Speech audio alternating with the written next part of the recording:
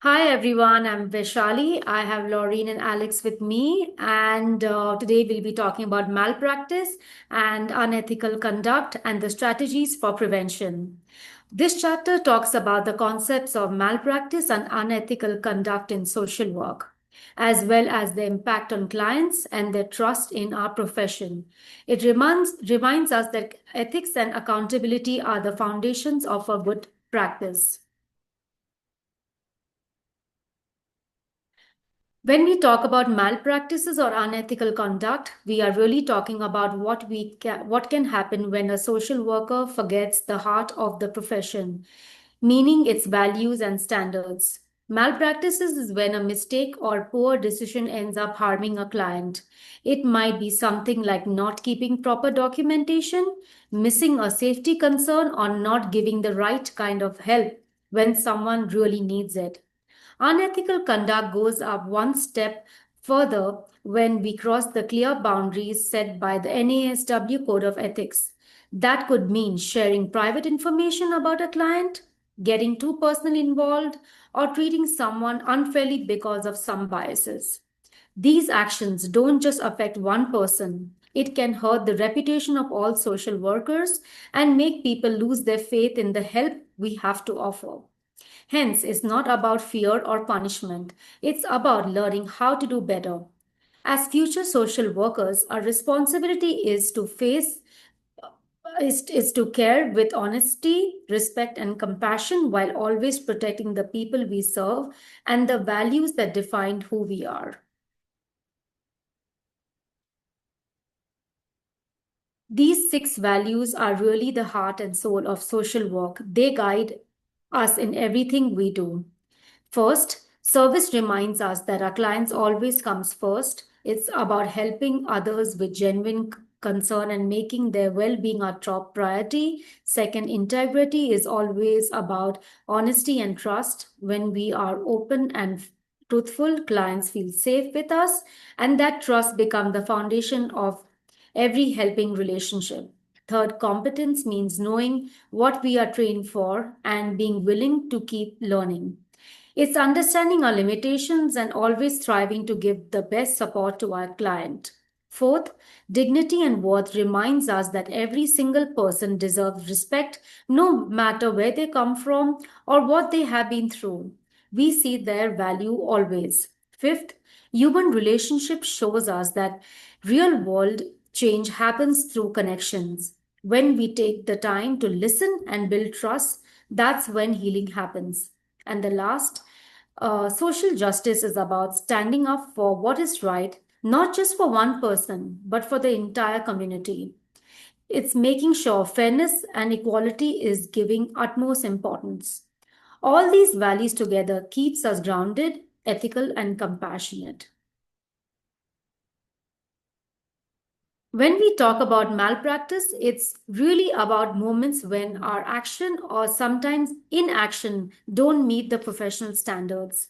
When we are expected to uphold these mistakes like breaking confidentiality or keeping poor standards, these results can be serious, like the loss of trust or even losing our license. This is why maintaining ethical and professional standards are so critical in our field of practice. Now I shall be handing over to Alexandra. Thank you, Visali. So, the examples of unethical conduct that we came together on this is the first one being dishonesty. So, lying, falsifying information, cheating, or misrepresenting facts. For example, fabricating data on a report or being deceptive in communication. The second one is exploitation, taking advantage of others for personal gain, such as abusing power, manipulating vulnerable individuals, or engaging in unfair labor practices. And the third one being breach of confidentiality and trust, so sharing private or sensitive information without consent, breaking promises, or misusing access to privileged knowledge. The case example we all came up with is Mr. J. He is a social worker and a community agency who provides therapy to a teenage client named Arlene. Arlene was referred to Mr. J after her school counselor noticed she was becoming withdrawn, anxious, and struggling academically. She agreed to begin therapy to work on managing stress and improving her emotional well being. Without obtaining written consent, Mr. J shares details of Arlene's sessions with her teachers and a family friend, believing it will help the client get more support. Arlene later finds out and feels betrayed, losing trust in both the worker and the agency. At the same time, Mr. J regularly cancels sessions last minute, does not follow up on referrals he promised, and fails to maintain confidentiality in his documentation by leaving files open on his desk where everyone else can see it. So, the ethical codes that he broke, we have 5 listed. The first one being 1.07A, privacy and confidentiality. Us as social workers, we should respect clients' right to privacy and may disclose information only with valid consent or when required by law. So Mr. J shared therapy details with a teacher and a family friend without written consent. The second one being 1.01, commitment to clients. The primary responsibility of the social worker is to promote the well-being of the client. So by breaching trust, Mr. J failed to prioritize Arlene's best interest. 1.04A, competence. Social workers should provide services within the area of competence and ensure quality practice. So Mr. J repeatedly having cancellations and failure to follow through on referrals showed lack of personal responsibility. 1.03C, informed consent. Clients should be able to trust the service that are provided to them and have responsibility. So Mr. J acted condescending by, in quotations, help the client get more support without respecting Arlene's anatomy. And then last one being 4.04, dishonesty, fraud, and deception. Social workers should not participate in practices that are misleading or harm trust in the profession. So Mr. J was betraying the client's confidentiality and damaging the credibility to the worker and the agency. And now we're going to pass the slides to Laureen. Okay, so to better understand this situation, we chose to go with Reamer's risk management framework. So the first step in this would to do a risk assessment. So we'll be going over the client's rights issues, which would be Arlene's rights issues. So there are privacy and confidentiality risk. Mr. J has shared private session details with a teacher and a family friend without Arlene's consent. He is also leaving files open on his desk, which allows other staff to be able to see them. There are also documentation concerns. Since confidential files are being left open on the desk, it creates a risk of people being able to see them and violates ethical standards of privacy and confidentiality. For service delivery risk, Mr. J has repeatedly canceled appointments and has not kept his promises on following up on referrals. This puts Arlene at a risk because she is not getting the best continuity of care and is having to put a pause on her therapeutic process. For client self-determination issues, since Mr. J has been sharing private information with other people, Arlene might not feel comfortable sharing or participating during their sessions. And for professional practice risks, there are boundary concerns because Mr. J is sharing information about Arlene to a family friend, which blurs the lines of professional and personal boundaries. There are also role conflicts. Mr. J is overstepping as a therapist by sharing private information with other parties. There are also professional competence issues. Mr. J has frequent cancellations, has unfulfilled referrals, and poor confidential practices.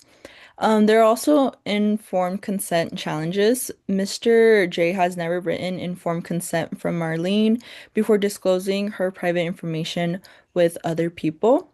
And the next step would be to do a risk analysis for each identified risk. So we'll be focusing on the risk and the impact that it would have.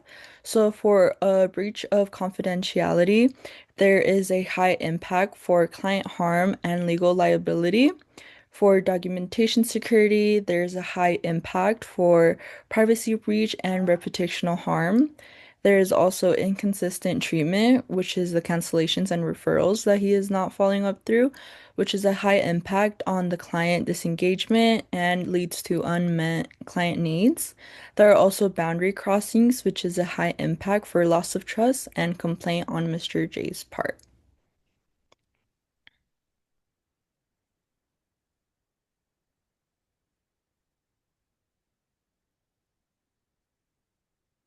And for the next part, we have a risk management plan. So for this, we have preventive measures, which would be requiring written informed consent for any disclosed information, have this secure record storage, and have a follow-up system. For documentation requirements, we want to document all consent and cancellation forms and have all physical files logged. For supervision needs, we would want to do weekly supervision focusing on ethics, boundaries, and case management. And there will also be a supervisor to monitor and follow up on Mr. J's progress. For policy procedure modifications, we would want to update or look over agency policy protocols and go over disciplinary procedures for breaking confidentiality. And we would also want to make a checklist to ensure all documents are kept safe and secure. For training requirements, we would want to go over the NSAW codes of ethics and have more training on informed consent, professional boundaries, and how to manage documents. And for implementation and monitoring, we would have a time action plan. So immediately we would want to secure all client files and notify a supervisor about the breach. Within a month, we would want to have staff training and have supervision reviews. Within 2 to 3 months, we would want to update or review consent and the documentation system. For responsibilities, we would have a agency director oversee policy revisions and trainings.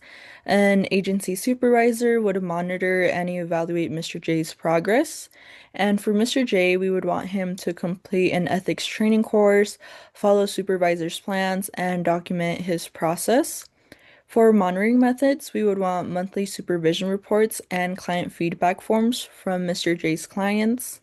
For the evaluation criteria, we would want to have a reduction in cancellation sessions and have written informed consent forms in all client files. For our documentation plan, we want to keep written records of policy changes and corrective actions. So that is it for our presentation. Thank you. Thank you.